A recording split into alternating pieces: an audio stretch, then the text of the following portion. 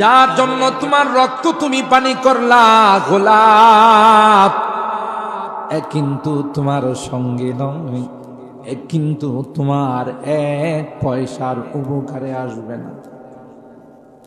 ঠিক না বেঠিক? আরেকজনের বাড়িতে, আরেকজনের জমিতে, আরেকজনের জায়গাতে যদি তুমি সুন্দর বিল্ডিং বানাও, আজ নয় কাল এটা ভেঙে ফেলবে। সরকারি রাস্তায় যদি মার্কেট করে থাকবে না, ভাঙবে। কারণ এই জায়গাটা আমার নয়, এটা আরেকজনের জায়গা। জুড়ে বলুন ঠিক না বেঠিক? এই জন্য তো কবি বলেন, পরের জায়গা পরের জমি ঘর বানিয়ে আমি রই, পরের জায়গা পরের জমি ঘর বানিয়ে আমি রই, আমি তো সেই ঘরের মালিক নই।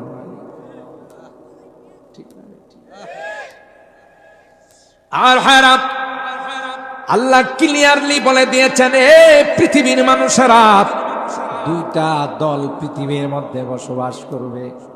একটা হবে রে আমার দল, আর একটা হবে শয়তানের দল।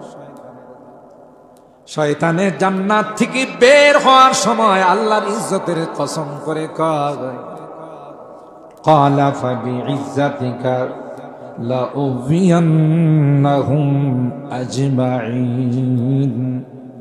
তোমার ইজ্জতের কসম, একটা বান্দাকেও আমি জান্নাতে আসতে দেব না। নাউযুবিল্লাহ।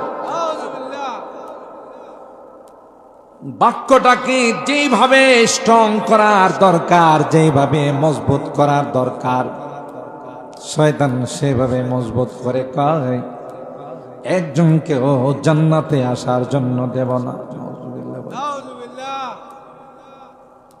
আর আল্লাহ ডাক দিয়া কয়, যা যা তোর যা শক্তি আছে তা নিয়ে তুই তোর মিশন চালা।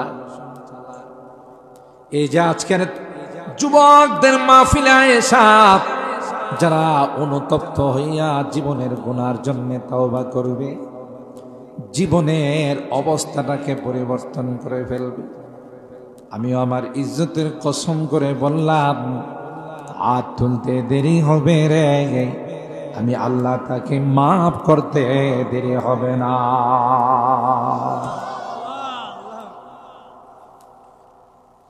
আমার ভাইরা, এই জন্য আল্লাহ কোরআনে কারীমের মধ্যে ক্লিয়ারলি জানাই দিয়েছেন, ইয়া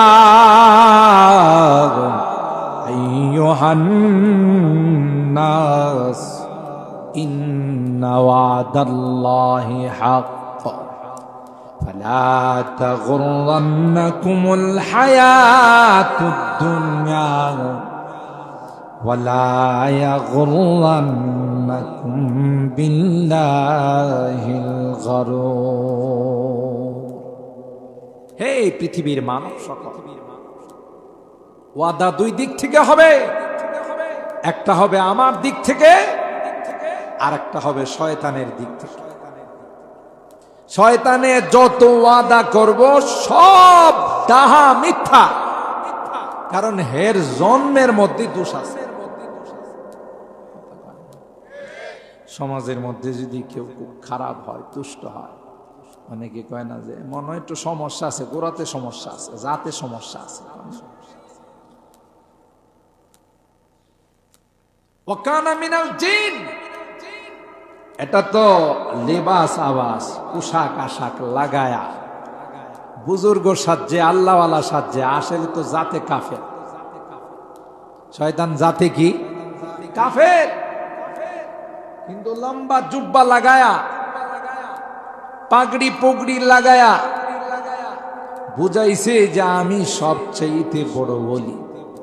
আসলে এটা তার আসল পোশাক না, এটা ধোঁকা দেওয়ার পোশাক। এটা হলো শয়তানের আসল চরিত্র। এইভাবে হতে হতে সে তাউসুল মালাইকা, মুআল্লিমুল মালাইকা, ওরে বাপরে, ফেরেশতাদের সে টিচার হয়ে গেছে, শিক্ষক হয়ে গেছে। কিন্তু ভিতরটা কি ছিল না? পরিষ্কার ছিল না। নিজের অপরাধের কারণে, নিজের পাপের কারণে বেয়াদবির কারণে, আল্লাহর সঙ্গে নাফরমানি করার কারণে আল্লাহ বলেন ফাখরুজ মিনহা ফাইন্নাকা রাজিম, বের হ। খবিশ কোথাকার, নাফরমান কোথাকার, মরদুদ কোথাকার, বিতাড়িত কোথাকার।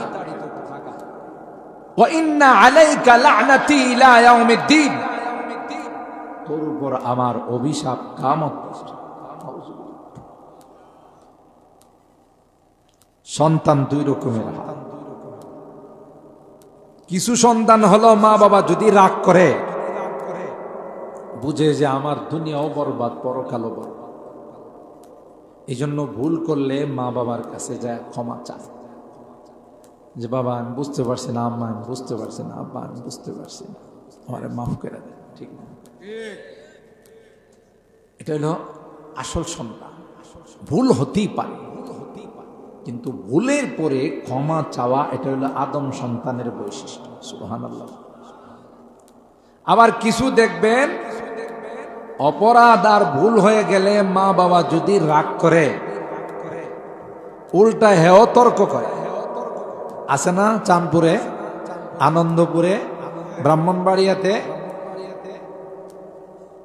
এই তুই বাইরো, আমার বাড়ির থেকে বাইরো, তুই আর কোনোদিন আমার বাপ বলে ডাকিস না। হে যদি আদম সন্তান তাহলে কি করত? ভুলে গেছে, আমি আর জীবন আমার এবারের মতো মাফ করে। কিন্তু যখন উল্টা তর্ক করে আবার মুখে মুখে কথা কয়, বোঝা গেল এটা শয়তানের চালা। হযরত আদম, আল্লাহ বললেন আদম হাওয়া তোমরা জান্নাতে থাকো, জান্নাতের যে কোনো ফল খাও, কোনো নিষেধ নাই রে, যেখানে ইচ্ছা সেখানে বিচরণ করো যাও, কিন্তু ওয়ালা তাকরাবা হাযিহিশ শাজারা ফাতাকুনা মিনাজ জালিমিন। ওই গাছটার ফল খাওয়া তো দূরের কথা, ওইটার ধারে কাছেও কিন্তু যাওয়া যাবে না। এখানে অনেক কাহিনী আছে, কারণ হযরতে আদমকে তো আল্লাহ জান্নাতের জন্য বানান নাই, দুনিয়ার জন্য বানাইছেন। কোনো না কোনো অজুহাত দিয়ে তো আল্লাহ দুনিয়াতে পাঠাবেন, ঠিক না বেঠিক? এটার জন্য আল্লাহ বলেন সব খাও কিন্তু এই গাছের কাছেও যেও না।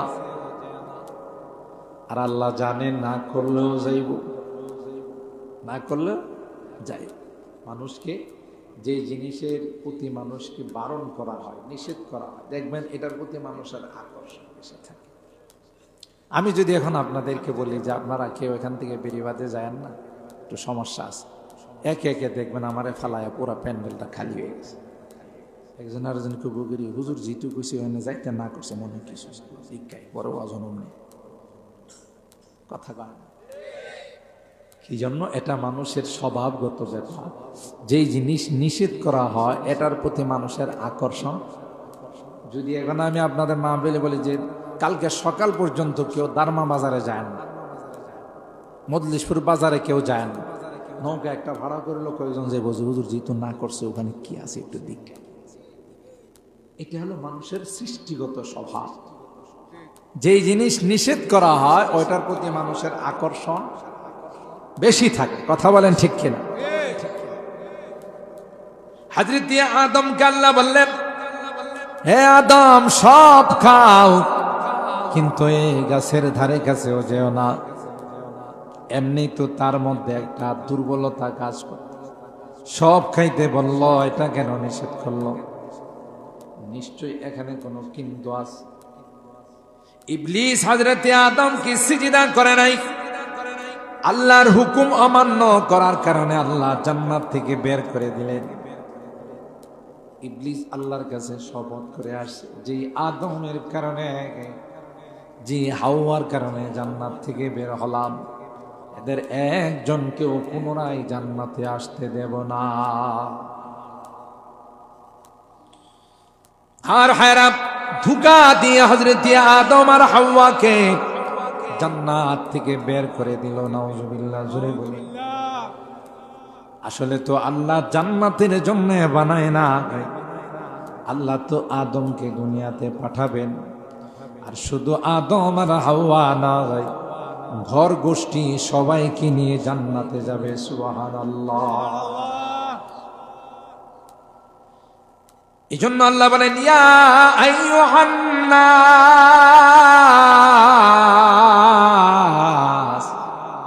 ইন্না ওয়াদাল্লাহি হাক্ক। হে মানব সকল, একদিক দিয়ে আমি আল্লাহ তোমাদের ওয়াদা করেছি রে, মিনাল বাসি ওয়াল হিসাবি ওয়াল জান্নাতি ওয়াস সিরাত ওয়াল মিজান। আমাদের মরার পরে কিন্তু আরেকটা জিন্দেগির সূচনা হবে। ওই জিন্দেগিটার নাম হলো বরজখের জিন্দেগি, কবরের জিন্দেগি। ঠিক না বেটি? মনে করবা না আমি মরে গেলাম, জিন্দেগি শেষ হয়ে গেল। সমাজে দেখবেন কেউ যদি অসুখে ভুগে, কেউ যদি কোনো কষ্টে থাকে, মাঝে মধ্যে কয়া বলে আল্লাহ আমারে মত দেয় না কিনলে। সাবধান, এরকম বলবেন না, বরং বলবেন আল্লাহ আমার উপর যেভাবে খুশি আমিও সেইভাবে খুশি। তাইলে আপনি অসুস্থতার মধ্যে সবর করে, বিপদে সবর করে, ধৈর্য ধারণ করেও আপনি আল্লাহর জান্নাতের মেহমান হয়ে যাবে। ইন্নাল্লাহা মা'আস সাবিরিন। আল্লাহ ধৈর্যশীলদের সঙ্গে থাকেন। এই জন্যে এই কথা বলতে নাই যে আমার মৃত্যু হয় না কেন, সময় মতো হবে, এক সেকেন্ড আগেও নয়, আল্লাহর বিধান। কিন্তু আল্লাহ পাক আমাদের কি বলে দিলেন, এটা হলো ক্ষণস্থায়ী জিন্দেগি, চিরকাল এখানে থাকার জন্য আমি আল্লাহ পাঠাই না আগে। কিন্তু তোমাদের সঙ্গে ওয়াদা করলাম, মিনাল বাথি 40 কদম তোমারে শুয়াইয়া এলাকার মানুষ আসতে দেরি হবে গো। মুনকার নাকির আয়সা তোমাকে ইন্টারভিউ নিতে, পরীক্ষা নিতে দেরি হবে না। কবরের মধ্যে বসাইবে আর বলবে তুমি যে এক জগৎ থেকে আরেক জগতে আসলা,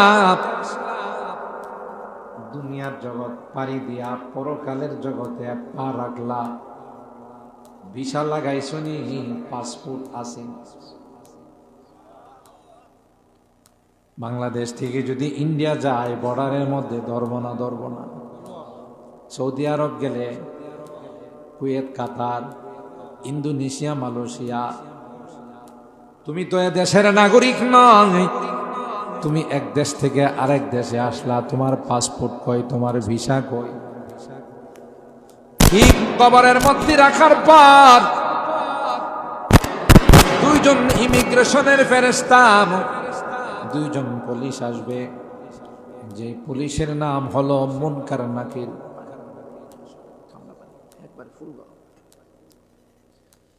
মুনকার নাকির বলবে, মার রব্বুক, এ ভাই তুমি যে দুনিয়ার জিন্দেগি থেকে বরজখের জিন্দেগিতে আসলা, কবরের জিন্দেগিতে আসলা, পাসপোর্ট কই রে, ভিসা কই? আর পাসপোর্ট আর ভিসা আমাদের কাগজের পাসপোর্ট আর ভিসা নয়, এটা হলো তুমি বলো রে মার রব্বুক, তোমার রবকে।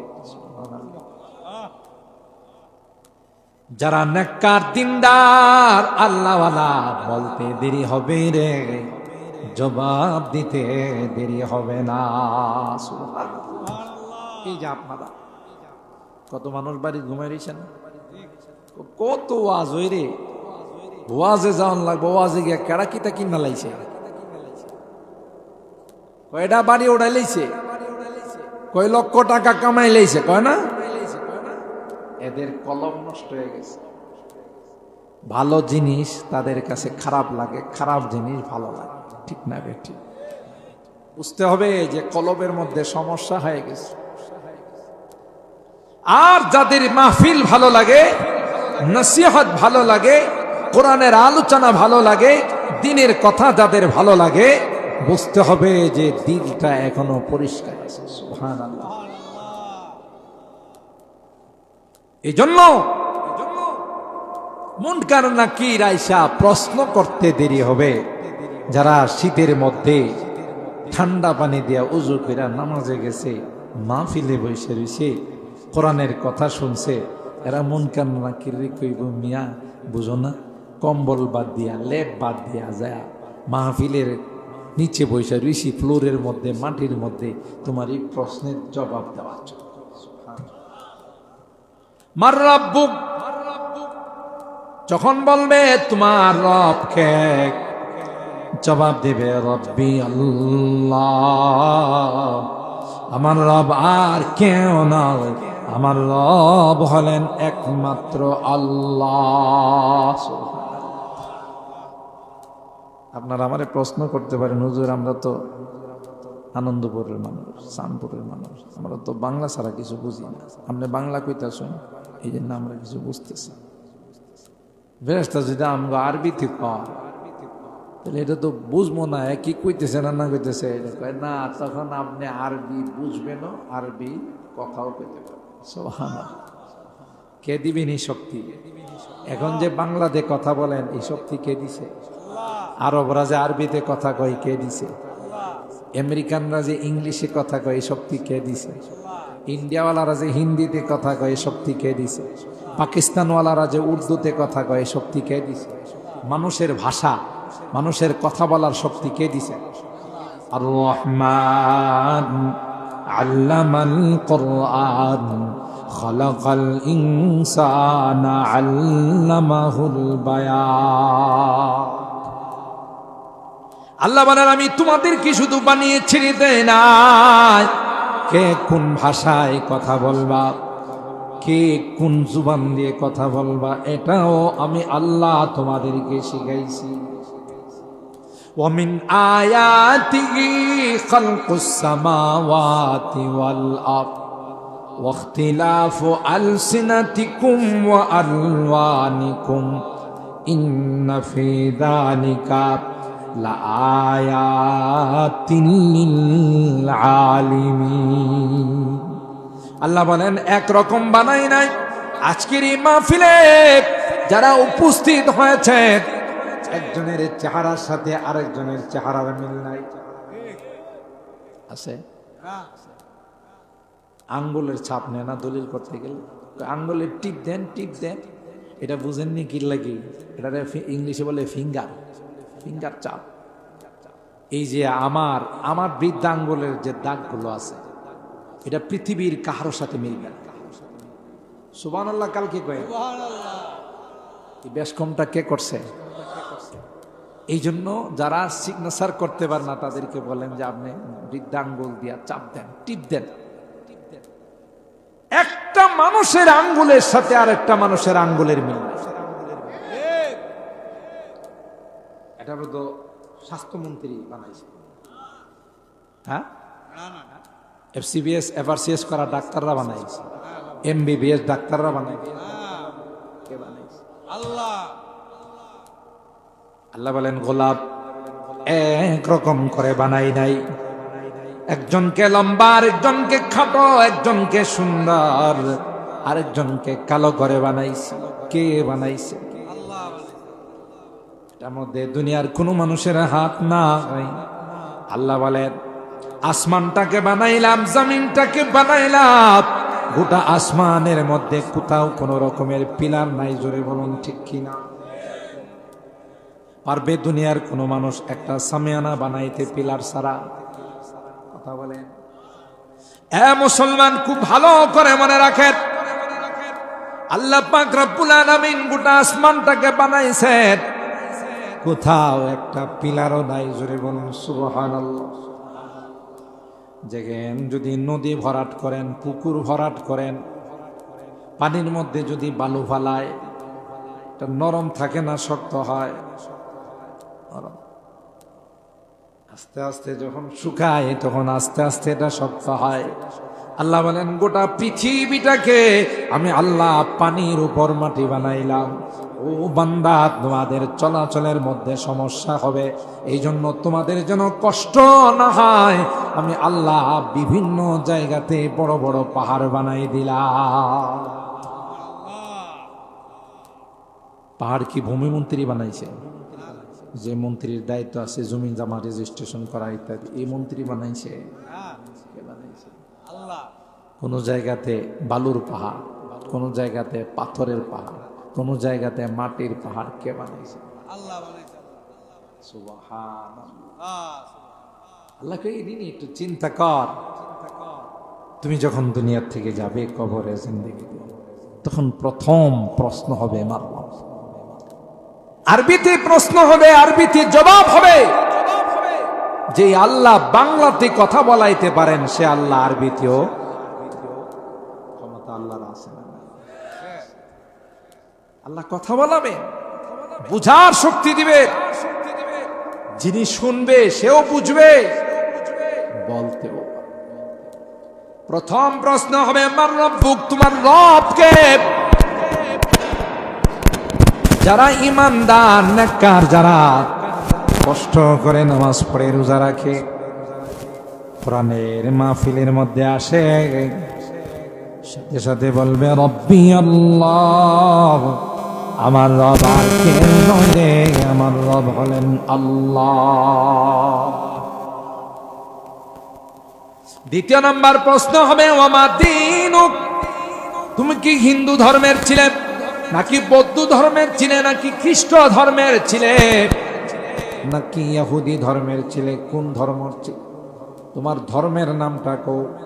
যারা মুসলমান আমরা সুজা বলে ফেলবো দীনিয়াল ইসলাম। কি বলবো? আমাদের ধর্ম হলো ইসলাম। তিন নাম্বার প্রশ্ন করবে ওয়ামান হাদার রাজুলুল্লাযী বুইসা ফীকুম, প্রত্যেকটা ইমানদারের কবরের সঙ্গে রওজায়ে পাকের কানেকশন হয়ে যাবে, রওজায়ে পাকের সম্পর্ক হয়ে যাবে। ইশারা করে বলবে চিননি রে, তিনি কে রে? একটা আবার তাকাইয়া দেখ। আল্লাহর কসম, যারা পয়গম্বরের সুন্নতের অনুসরণ করছে, আল্লাহর পয়গম্বরের দিন যারা মানছে, তারা দেখতে দেরি হবে আর বলতে দেরি হবে না, তিনি আর কেউ নন, তিনি হলেন আমার প্যারা নবী মুহাম্মাদুর রাসূলুল্লাহ সাল্লাল্লাহু আলাইহি ওয়াসাল্লাম। এবার ফেরেশতারা বলবে ওকে, ঠিক আছে, তোমার ইমিগ্রেশন পরীক্ষায় তুমি পাস। সুবহানাল্লাহ বলেন।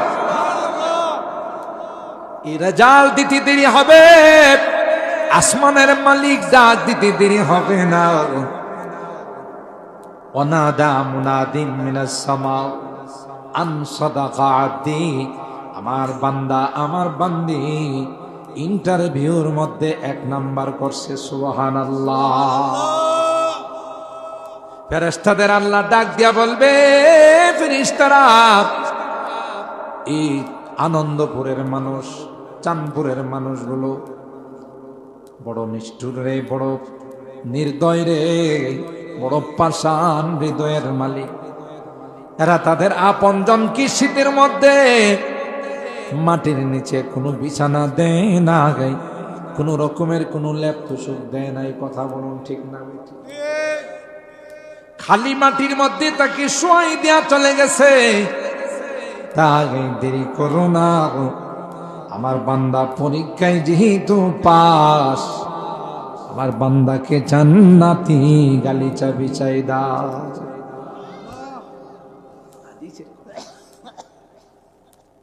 ওয়াজ তো শুনি আমরা, কিন্তু নিজেদের সদাই করার ওয়াজ কি নিয়ে আমার কবরে যাইতে?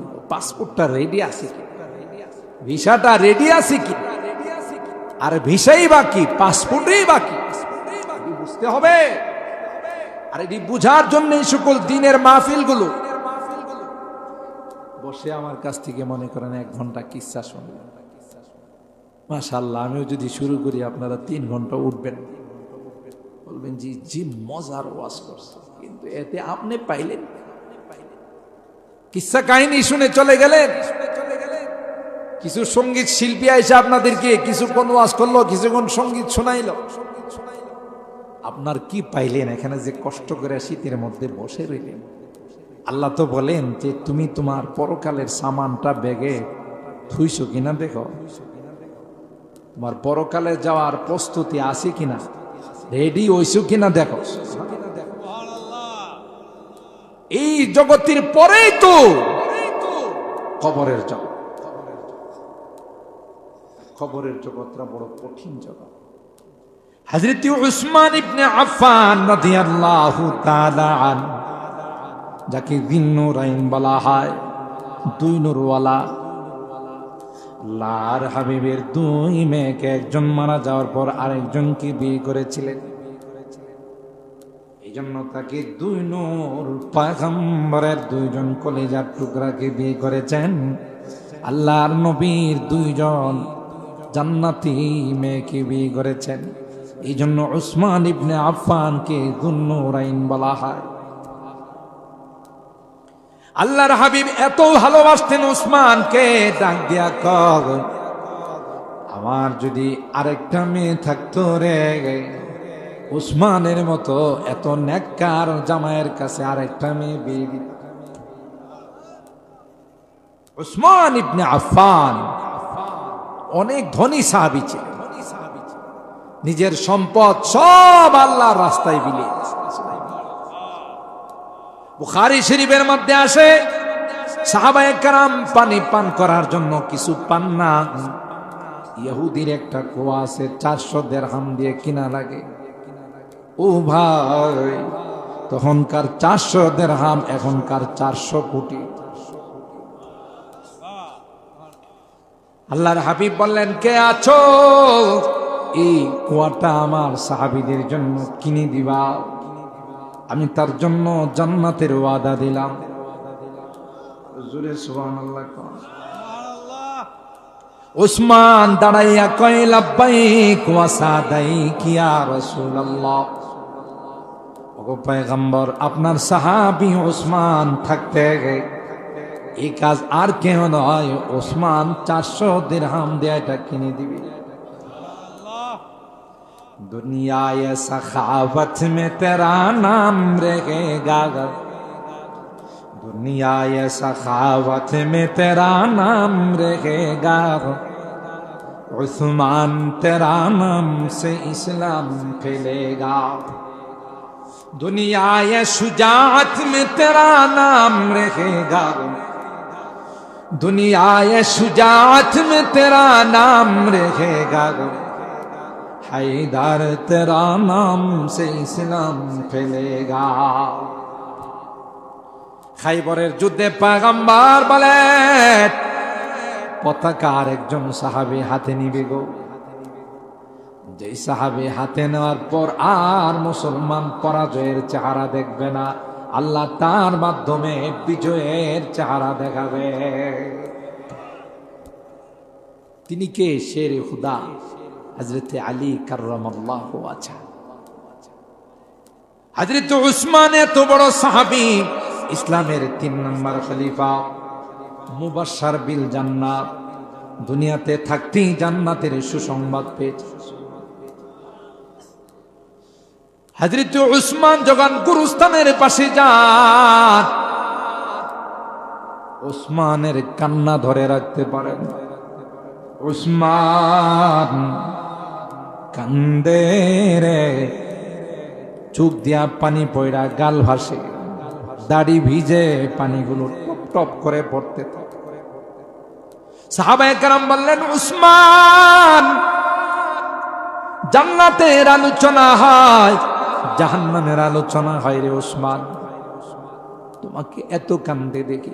উসমান, কবরস্থানের কাছে গেলে তুমি এত কেন কান্দো? হযরত উসমান ইবনে আফফান বলেন, এ সাহাবীরা রে, আল কবর ইন্নাল কবরা আউয়ালু মানজিলিন মিন মানাজিলিল আখিরা, পরকালের যে ঘাটিগুলো শুরু হবে রে, যেখানে চেক শুরু হবে, যেখানে প্রশ্ন শুরু হবে, প্রথম ঘাটি হলো, প্রথম চেক পোস্ট হলো কবর। কবরে ইমিগ্রেশনের ফেরেশতার কাছে যদি আমি ধরা পড়ে যাই, তাইলে বাকিগুলো আমার জন্য কঠিন হয়ে যাবে।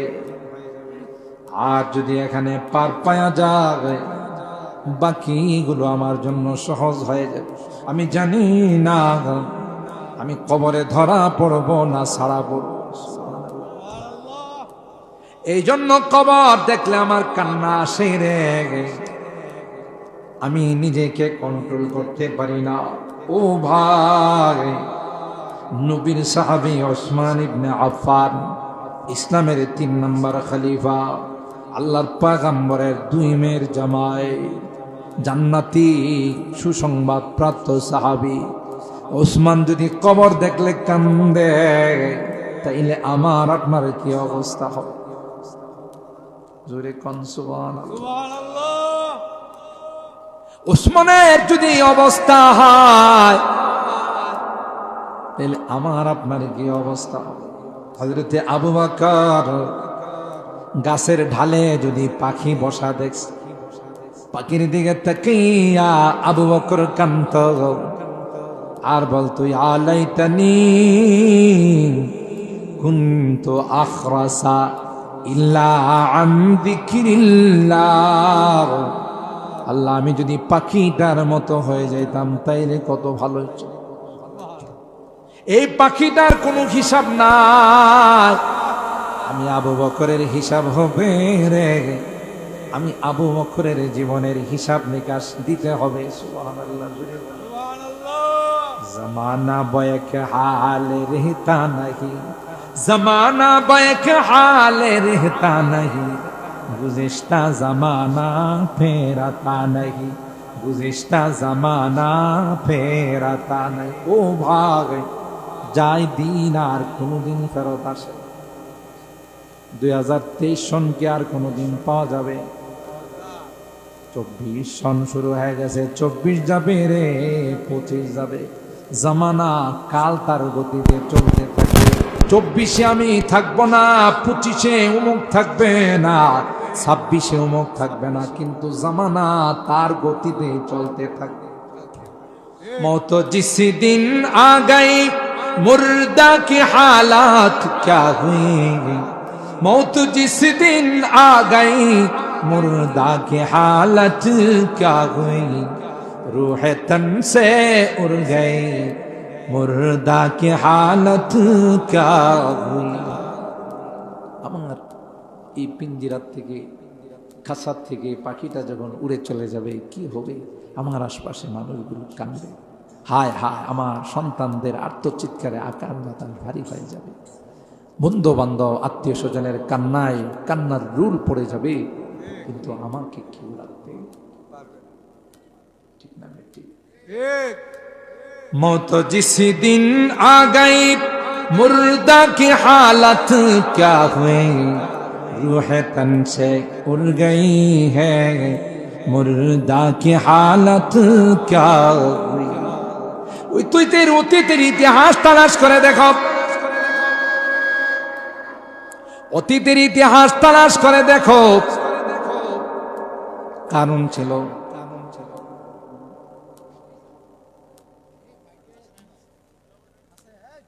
আল্লাহ। ঠিক আছে, আল্লাহ, হ্যাঁ ঠিক আছে। কারণ ছিল, হামান ছিল, নমরুদ ছিল, ছোটখাটো ছিল না, বড় ছিল, ঠিক আছে। পাওয়ারফুল ছিল না, শক্তিশালী ছিল না, আছে না গেছে? কুজা কারণ, কুজা ফিরআউন, কুজা নমরুদ, শুধু হামান, কুজা আশাউকতে শাহ, কুজা তখতে সুলাইমানি। कैसे कैसे ताजदारा बादशाह चल बसे, ओ खजीना बाला खाना शान शौकत क्या हुई। সব চলে। মোহতারাম হাজিরি, সময় শর্ট, আমি শব্দটার উপর আলোচনা শুরু করছি যে আজকের এই মাহফিল আনন্দপুর উত্তরপাড়া হিজবুল্লাহ অত্যন্ত চমৎকার একটি অত্যন্ত সুন্দর একটি শব্দ। পৃথিবীতে আমরাও চাই কিয়ামত পর্যন্ত আল্লাহর দলের হয়ে থাকবো, ঠিক না বেঠিক? কার দলের হব না? বলুন বলুন, কার দলের?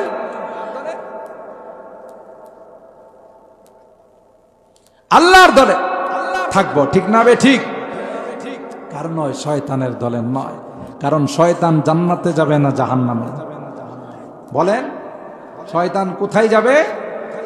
তাইলে শয়তানের দলের যারা, ওরা যাবে কোথায়? যারা নামাজ পড়ে না, রোজা রাখে না, হালাল খায় না, হারাম খায়, জুয়া খেলে, মদ খায়, আছে না নাই? ওরা কার দলে? বলেন বলেন, কার দলে?